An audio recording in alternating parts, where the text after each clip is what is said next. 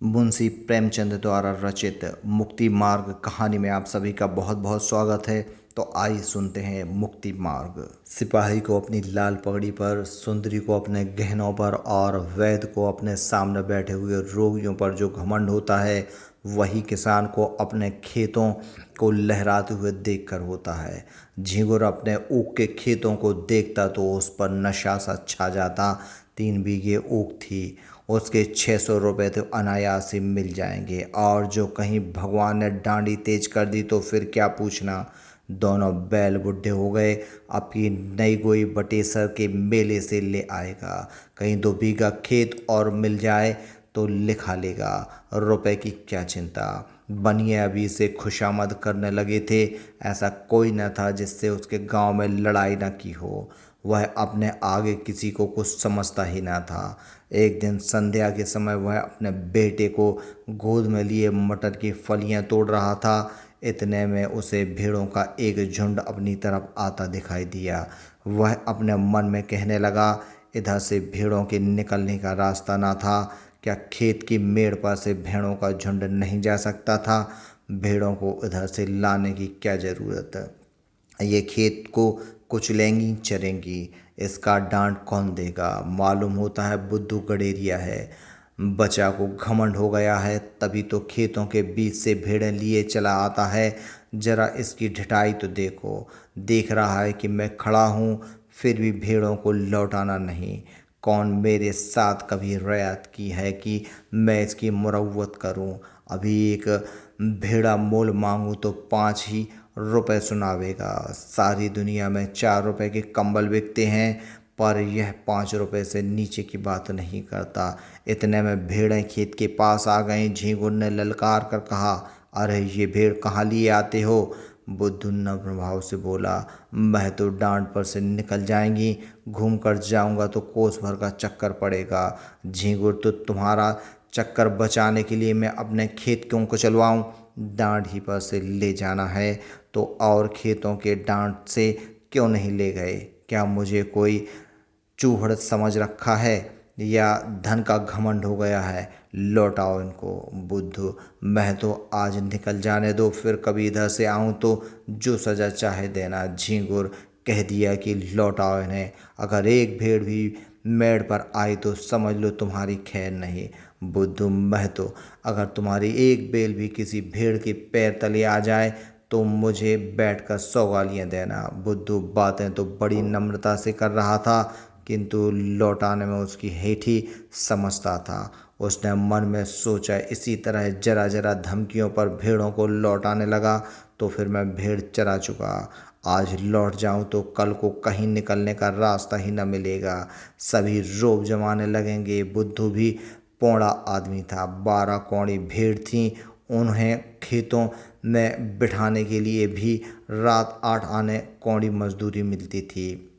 उसके उपरांत दूध बेचता था, ऊन के कंबल बनाता था। सोचने लगा, इतने गर्व हो रहे हैं, मेरा कर ही क्या लेंगे? कुछ इनका दबेल तो हूँ नहीं।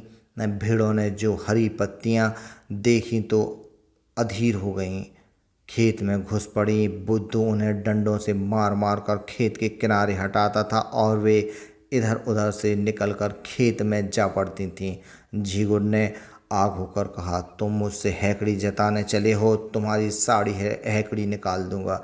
बुद्धू, तुम्हें देखकर चौंकती हैं, तुम हट जाओ तो मैं सबको निकाल ले जाऊं। झींगुर ने लड़के को तो गोद से उतार दिया और अपना डंडा संभाल कर भेड़ों पर पिल पड़ा। धोबी की तरह इतनी निर्दयता से अपने गधे को भी ना पीटता होगा। किसी भेड़ की टांग टूटी, किसी की कमर टूटी। सबने बै बै का शोर मचाना शुरू किया। बुद्धू चुपचाप खड़ा अपने सेना का विध्वंस अपनी आंखों से देखता रहा। वह न भेड़ों को हाँकता था, न झींगुर से कुछ कहता था, बस खड़ा तमाशा देखता रहा। 2 मिनट में झींगुर ने इस सेना को अपने अमानुषिक पराक्रम से मार भगाया। मेष दल का संहार करके विजय गर्व से बोला, अब सीधे चले जाओ, फिर इधर से आने का नाम न लेना। बुद्धू ने आहत भेड़ों की ओर देखते हुए कहा, झींगुर, तुमने यह अच्छा काम नहीं किया। पछताओगे। केले को काटना भी उतना आसान नहीं जितना किसान से बदला लेना। उसकी सारी कमाई खेतों से रहती है या खलिहानों में। कितनी ही दैविक और भौतिक आपदाओं के बाद कहीं अनाज घर में आता है, और जो कहीं इन आपदाओं के साथ विद्रोह ने भी संधि कर ली तो बेचारा किसान कहीं का नहीं रहता।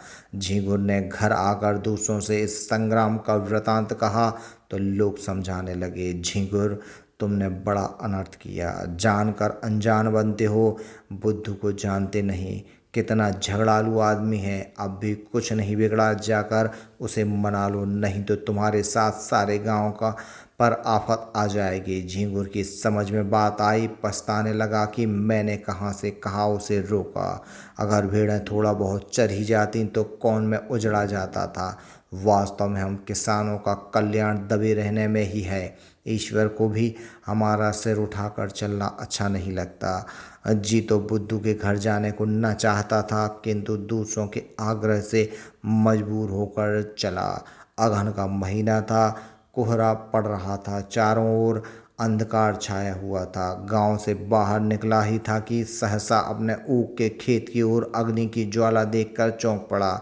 छाती धड़कने लगी, खेत में आग लगी हुई थी। बेतहासा दौड़ा, मानता जाता था कि मेरे खेत में ना हो, पर ज्यों-ज्यों समीप पहुंचता था यह आशमय भ्रम शांत होता जाता था। वह अनर्थ हो ही गया जिसके निवारण के लिए वह घर से चला था। हत्यारे ने आग लगा ही दी और मेरे पीछे सारे गांव को चौपट किया। उसे ऐसा जानना पड़ता था कि वह खेत आज बहुत समीप आ गया, मानो बीच के प्रति खेतों का अस्तित्व ही ना रहा। अंत में जब वह खेत पर पहुंचा तो आग प्रचंड रूप धारण कर चुकी थी। झींगुर ने हाय हाय मचाना शुरू किया। गांव के लोग दौड़ पड़े और खेतों से अरहर के पौधे उखाड़कर आग को पीटने लगे। अग्नि मानव संग्राम का भीषण दृश्य उपस्थित हो गया। एक भर तक हाहाकार मचा रहा। कभी एक प्रबल होता था, कभी दूसरा। अग्नि पक्ष के योद्धा मर मर कर जी उठते थे और द्विगुण शक्ति से रणोन्मत्त होकर सशस्त्रगण प्रहार करने लगते थे। मानव पक्ष में जिस योद्धा की कीर्ति सबसे उज्ज्वल थी वह बुद्धू था। बुद्धू कमर तक धोती चढ़ाए, प्राण हथेली पर लिए अग्नि राशि में कूद पड़ता था और शत्रुओं को परास्त करके बाल बाल बचकर निकल आता था। अंत में मानव दल की विजय हुई, किंतु ऐसी विजय जिस पर हार भी हंसती। गांव भर की ऊख जलकर भस्म हो गई और ऊख के साथ सारी अभिलाषाएं भी भस्म हो गईं। आग किसने लगाई यह खुला हुआ भेद था, पर किसी को कहने का साहस ना था। कोई सबूत नहीं, प्रमाणहीन तर्क का मूल्य ही क्या। झींगुर को घर से निकलना मुश्किल हो गया। जिधर जाता ताने सुनने पड़ते। लोग प्रत्यक्ष कहते थे, यह आग तुमने लगवाई, तुम्ही ने हमारा सर्वनाश किया। तुम्हारी मारे घमंड की धरती पर पैर न रखते थे, आपके आप गए, अपने साथ गांव भर को डुबो दिया। बुद्धू को न छेड़ते तो आज क्यों यह दिन देखना पड़ता। झींगुर को अपनी बर्बादी का इतना दुख न था जितना इन जली कटी बाटों का। दिन भर घर में बैठा रहता। पूस का महीना आया, जहाँ सारी रात कोल्हू चला करते थे। गुड़ की सुगंध उड़ती रहती थी, भट्टियाँ जलती रहती थीं और लोग भट्टियों के सामने बैठे हुक्का पिया करते थे। वहाँ सन्नाटा छाया हुआ था। ठंड के मारे लोग सांझ ही से किवाड़े बंद करके पड़ रहते थे और झींगुर को कोसते। माघ और भी कष्टदायक था। ऊख केवल धनदाता ही नहीं, किसानों का जीवनदाता भी है। उसी के सहारे किसानों का जाड़ा कटता है, गर्म रस पीते हैं, ऊख की पत्तियां तापते हैं, उसके भगोड़े पशुओं को खिलाते हैं। गांव के सारे कुत्ते जो रात को भट्टियों की राख में सोया करते थे ठंड से मर गए। कितने ही जानवर चारे के अभाव में चल बसे। शीत का प्रकोप हुआ और सारा गांव खांसी बुखार में ग्रस्त हो गया और यह सारी विपत्ति झींगुर की करनी थी। अभागे हत्यारे झींगुर की। झींगुर ने सोचते सोचते निश्चय किया कि बुद्धू की दशा भी अपनी ही सी बनाऊंगा। उसके कारण मेरा सर्वनाश हो गया और चैन की बंशी बजा रहा हूँ। मैं भी उसका सर्वनाश करूंगा। जिस दिन इस घातक कलह का बीजारोपण हुआ उसी दिन से बुद्धू ने इधर आना छोड़ दिया था। झींगुर ने सबसे रब्त जब्त बढ़ाना शुरू किया। वह बुद्धू को दिखाना चाहता था कि तुम्हारे ऊपर मुझे बिल्कुल संदेह नहीं है। एक दिन कंबल लेने के बहाने गया, फिर दूध लेने के बहाने गया। बुद्धू उसका खूब आदर सत्कार करता। चिलम तो आदमी दुश्मन को भी पिला देता है, वह उसे बिना दूध और शरबत पिलाए ना आने देता। झींगुर आजकल एक सन लपेटने वाली कल में मजदूरी करने जाया करता था। बहुधा कई कई दिनों की मजदूरी इकट्ठी मिलती थी। बुद्धू ही की तत्परता से झींगुर का रोजाना खर्च चलता था। अतएव झींगुर ने खूब रब्त जब्त बढ़ा लिया।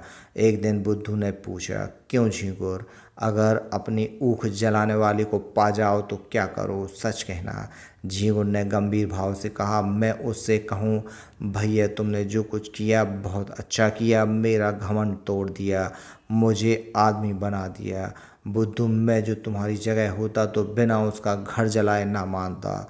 झींगुर, 4 दिन की जिंदगानी में बैर विरोध बढ़ाने से क्या फ़ायदा, मैं तो बर्बाद हुआ ही, अब उसे बर्बाद करके क्या पाऊंगा। बुद्धू, बस यही आदमी का धर्म है। पर भाई, क्रोध के बस में होकर बुद्धि उल्टी हो जाती है।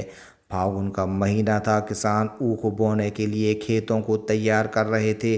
बुद्धू का बाजार गर्म था। भेड़ों की लूट मची हुई थी। 2-4 आदमी नित्य द्वार पर खड़े खुशामदीद किया करते। बुद्धू किसी से सीधे मुंह बात ना करता। भेड़ रखने की फीस दूनी कर दी थी।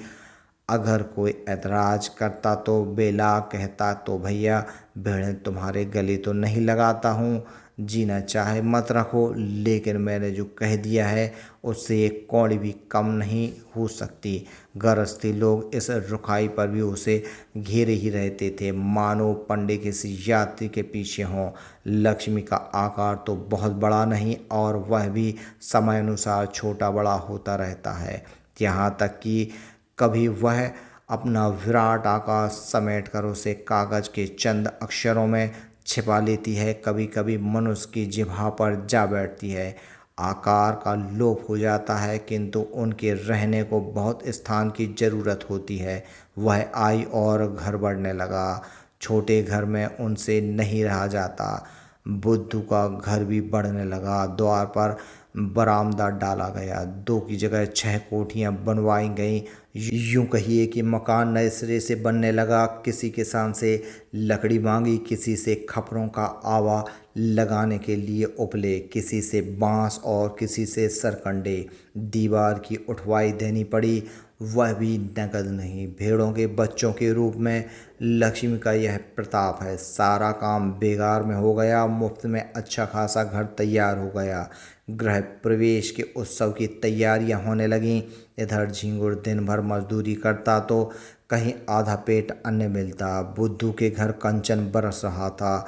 झींगुर जलता था तो क्या बुरा करता था। यह अन्याय किससे सहा जाएगा। एक दिन वह टहलता हुआ टोले की तरफ चला गया। हरिहर को पुकारा। हरिहर ने आकर राम राम की और चिलम भरी। दोनों पीने लगे। यह मुखिया बड़ा दुष्ट आदमी था। सब किसान उससे थर थर काँपते थे। झींगुर ने चिलम पीते पीते कहा, आजकल फाग वाग नहीं होता क्या, सुनाई नहीं देती। हरिहर, फाग क्या हो, पेट के धंधे से छुट्टी ही नहीं मिलती। कहो तुम्हारी आजकल कैसी निभती है। झींगुर, क्या निभती है, नकटा जिया बुरे हवाल। दिन भर कल में मजदूरी करते हैं तो चूल्हा जलता है। चांदी तो आजकल बुद्धू की है, रखने को ठौर नहीं मिलता। नया घर बना, भेड़ें और ली हैं। अब गृह प्रवेश की तैयारी धूमधाम से हो रही है। 7 गांव में सुपारी जाएगी। हरिहर, लक्ष्मी मैया आती हैं तो आदमी की आंखों से सील आ जाता है, पर उसको देखो, धरती पर पैर नहीं रखता। बोलता है तो ऐंठ ही कर बोलता है। झींगुर, क्यों ना ऐंठे, इस गांव में कौन है उसकी टक्कर का। पर यार, यह अनीति तो नहीं देखी जाती। भगवान दे तो सिर झुकाकर चलना चाहिए, यह नहीं कि अपने बराबर किसी को समझे ही नहीं। इसकी डींग सुनता हूँ तो बदन में आग लग जाती है। कल का बानी आज का सेठ चला है हम ही से अकड़ने। अभी कल लंगोटी लगाए खेतों में कौए हाँकाया करता था, आज उसका आसमान में दिया जलता है। हरिहर कहो तो कुछ उद्योग करूं, झींगुर क्या करोगे, इसी डर से तो वह गाय भैंस नहीं पालता। हरिहर भेड़ें तो हैं, झींगुर क्या बगला मारे पखना हाथ। हरिहर फिर तुम ही सोचो, झींगुर ऐसा जुगत निकालो कि फिर पनपे ना पावे। इसके बाद फुसफुस करके बातें होने लगीं। एक एक रहस्य है कि भलाइयों में जितना द्वेष होता है, बुराई में उतना ही प्रेम। विद्वान विद्वान को देखकर, साधु साधु को देखकर और कभी कभी को देखकर जलता है। एक दूसरे की सूरत नहीं देखना चाहता, पर ज्वारी ज्वारी को देखकर, शराबी शराबी को देखकर, चोर चोर को देखकर सहानुभूति दिखाता है, सहायता करता है। एक पंडित जी अगर अंधे में ठोकर खाकर गिर पड़े तो दूसरे पंडित जी उन्हें उठाने के बदले 2 ठोकरें और लगाएंगे कि वह फिर उठ ही ना सके। पर एक चोर पर आफत आई तो देखकर दूसरा चोर उसकी मदद करता है। बुराई से सब घृणा करते हैं, इसलिए बुरों से परस्पर प्रेम होता है। भलाई की सारा संसार प्रशंसा करता है, इसलिए भलों से विरोध होता है। चोर को मारकर चोर क्या पाएगा, घृणा विद्वान का अपमान करके विद्वान क्या पाएगा, यश। झींगुर और हरिहर ने सलाह कर ली, षड्यंत्र रचने की विधि सोची गई, उसका स्वरूप, समय और क्रम ठीक किया गया। झींगुर चला तो अकड़ा जाता था, मार लिया दुश्मन को, अब कहाँ जाता है।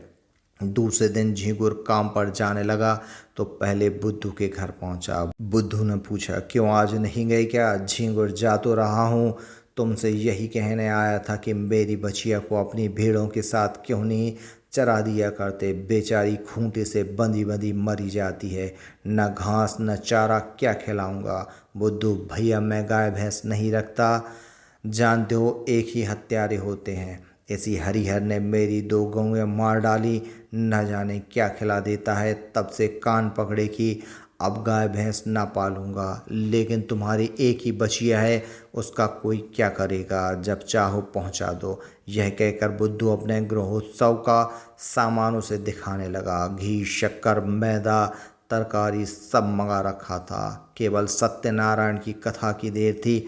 झींगुर की आंखें खुल गईं। ऐसी तैयारी न उसने स्वयं कभी की थी और न किसी को करते देखी थी। मजदूरी करके घर लौटा तो सबसे पहला काम उसने किया वह अपने बचिया को बुद्धू के घर पहुंचाना था। उसी रात को बुद्धू के यहाँ सत्यनारायण की कथा हुई, ब्रह्म भोज भी किया गया। सारी रात विप्रों का आवागमन स्वागत करते हुए गुजरी। भेड़ों के झुंड में जाने का अवकाश ही न मिला। प्रातःकाल भोजन करके उठा ही था कि एक आदमी ने आकर खबर दी, बुद्धू तुम यहाँ बैठे हो, उधर भेड़ों में बछिया मरी पड़ी है। भले आदमी उसकी पगहियाँ भी नहीं खोली थी। बुद्धू ने सुना और मानो ठोकर लग गई। झींगुर भी भोजन करके वहीं बैठा था। बोला, हाय हाय मेरी बछिया, चलो जरा देखूं तो। मैंने तो पगहिया नहीं लगाई थी, उसे भेड़ों में पहुंचाकर अपने घर चला गया था। तुमने यह पगहिया कब लगा दी। बुद्धू, भगवान जाने, जो मैंने उसकी पगहिया देखी भी हो, मैं तो तब से भेड़ों में गया ही नहीं। झींगुर, जाते ना तो पगहिया कौन लगा देता, गए होगे याद ना आती होगी। एक ब्राह्मण, मरी तो भेड़ों में ही ना। दुनिया तो यही कहेगी कि बुद्धू की असावधानी से उसकी मृत्यु हुई, पगहिया किसी की हो। हरिहर, मैंने कल सांझ को इन्हें भेड़ों में बछिया को बांधते देखा था। बुद्धू, मुझे। हरिहर, तुम नहीं लाठी कंधे पर रखे बछिया को बांध रहे थे। बुद्धू, बड़ा सच्चा है तूने मुझे बछिया को बांधते देखा था। हरिहर, तो मुझ पर काहे बिगड़ते हो भाई, तुमने नहीं बांधी नहीं सही। ब्राह्मण, इसका निश्चय करना होगा, गोहत्या का प्रायश्चित करना पड़ेगा। कुछ हंसी ठट्टा है। झींगुर, महाराज कुछ जानबूझकर तो बांधी नहीं। ब्राह्मण, इससे क्या होता है, हत्या उसी तरह लगती है, को गऊ को मारने नहीं जाता। झींगुर, हाँ, गऊओं को खोलना बांधना है तो जोखिम का काम। ब्राह्मण, शास्त्रों में से महापाप कहा है, गौ की हत्या ब्राह्मण की हत्या से कम नहीं। झींगुर, हाँ, फिर गऊ तो ठहरी ही, इसी से न इनका मान होता है, जो माता सो गऊ। लेकिन महाराज चूक हो गई, कुछ ऐसा कीजिए कि थोड़े में बेचारा निपट जाए। बुद्धू खड़ा सुन रहा था कि अनायास मेरे सिर पर हत्या मढ़ी जा रही है। झींगुर की कूटनीति भी समझ रहा था। मैं लाख कहूँ मैंने बचिया नहीं बांधी, मानेगा कौन। लोग यही कहेंगे कि प्रायश्चित से बचने के लिए ऐसा कर रहा है। ब्राह्मण देवता का भी उसका प्रायश्चित कराने में कल्याण होता था। भला ऐसे अवसर पर कब चूकने वाले थे। फल यह हुआ कि बुद्धू को हत्या लग गई। ब्राह्मण भी उससे जले हुए थे। कसर निकालने की घात मिली। 3 मास का भिक्षा दंड दिया। फिर 7 तीर्थ स्थानों की यात्रा, उस पर 500 विप्रों का भोजन और 5 गऊओं का दान। बुद्धू ने सुना तो बगिया बैठ गई। रोने लगा तो दंड घटाकर 2 मास कर दिया। इसके सिवा कोई रियायत नहीं हो सकी। ना कहीं अपील ना कहीं फरियाद। बेचारे को यह दंड स्वीकार करना पड़ा। बुद्धू ने भेड़ें ईश्वर को सौंपे। लड़के छोटे थे, स्त्री अकेली क्या क्या करती। गरीब जाकर द्वारों पर खड़ा होता और मुँह छिपाए हुए कहता, गाय की बाछी दिया बनवास। भिक्षा तो मिल जाती, किंतु भिक्षा के साथ 2-4 कठोर अपमानजनक शब्द भी सुनने पड़ते। दिन को जो कुछ पाता वही शाम को किसी पेड़ के नीचे बनाकर खा लेता और वहीं पड़े रहता। कष्ट की तो उसे परवाह न थी। भेड़ों के साथ दिन भर चलता ही था, पेड़ के नीचे सोता ही था। भोजन भी इससे कुछ ही अच्छा मिलता था, पर लज्जा थी भिक्षा मांगने की, विशेष करके जब कोई कर्कशा यह व्यंग कर देती थी कि रोटी कमाने का अच्छा ढंग निकाला है, तो उसे हार्दिक वेदना होती थी। पर करे क्या। 2 महीने के बाद वह घर लौटा। बाल बड़े हुए थे, दुर्बल इतना मानो 60 वर्ष का बूढ़ा हो। तीर्थ यात्रा के लिए रुपयों का प्रबंध करना था। गडरियों को कौन महाजन कर देते। भेड़ों का भरोसा क्या, कभी कभी रोग फैलता है तो रात भर में दल का दल साफ हो जाता है। उस पर जेठ का महीना, जब भेड़ों से कोई आमदनी होने की आशा नहीं। एक राजा भी हुआ तो 2 रुपये ब्याज पर 8 महीने में ब्याज मूल के बराबर हो जाएगा। यह कर्ज देने की हिम्मत ना पड़ी। इधर 2 महीने में कितनी ही भेड़ें चोरी चली गईं। लड़के चराने ले जाते थे। दूसरे गांव वाले चुपके से 1-2 भेड़ें किसी खेत या घर में छिपा देते थे और पीछे मार कर खा जाते थे। लड़के बेचारे एक तो पकड़ ना सकते और जो देख भी लेते तो लड़े क्यों कर। सारा गांव एक हो जाता। 1 महीने में तो भेड़ें आधी भी न रहेंगी। बड़ी विकट समस्या थी। विवश होकर बुद्धू ने एक बूचड़ को बुलाया और सब भेड़ें उसके हाथ बेच डाली। 500 रुपये हाथ लगे। उससे 200 रुपये लेकर तीर्थ यात्रा करने गया। शेष रुपये ब्राह्म भोज आदि के लिए छोड़ गया। बुद्धू के जाने पर उसके घर में 2 बार सेंध लगी, पर यह कुशल हुई कि जघट हो जाने के कारण रुपए बच गए। सावन का महीना था। चारों ओर हरियाली छाई हुई थी। झींगुर के बैल ना थे, खेत बटाई पर दे दिए थे। बुद्धू प्रायश्चित से निवृत्त हो गया था और उसके साथ ही माया के फंदे से भी। न झींगुर के पास कुछ था, न बुद्धू के पास। कौन किससे जलता और किस लिए जलता। सन की कलबंद हो जाने के कारण झींगुर अब बेलदारी का काम करता था। शहर में एक विशाल धर्मशाला बन रही थी। हजारों मजदूर काम करते थे।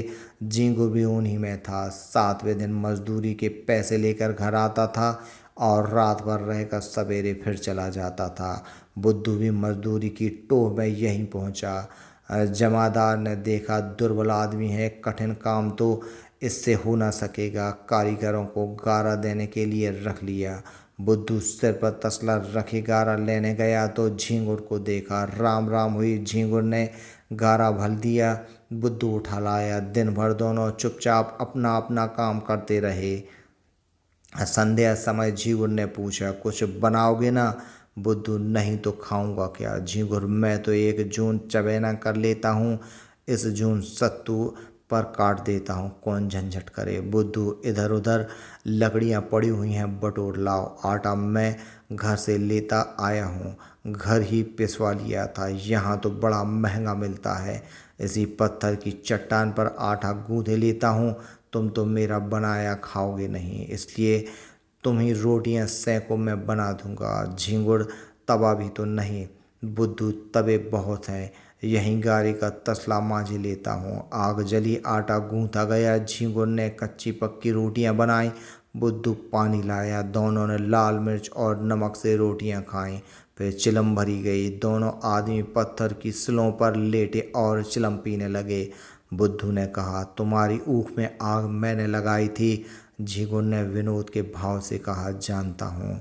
थोड़ी देर बाद झींगुर बोला, बछिया मैंने ही बांधी थी और हरिहर ने उसे कुछ खिला दिया था। बुद्धू ने भी वैसे ही भाव से कहा, जानता हूँ।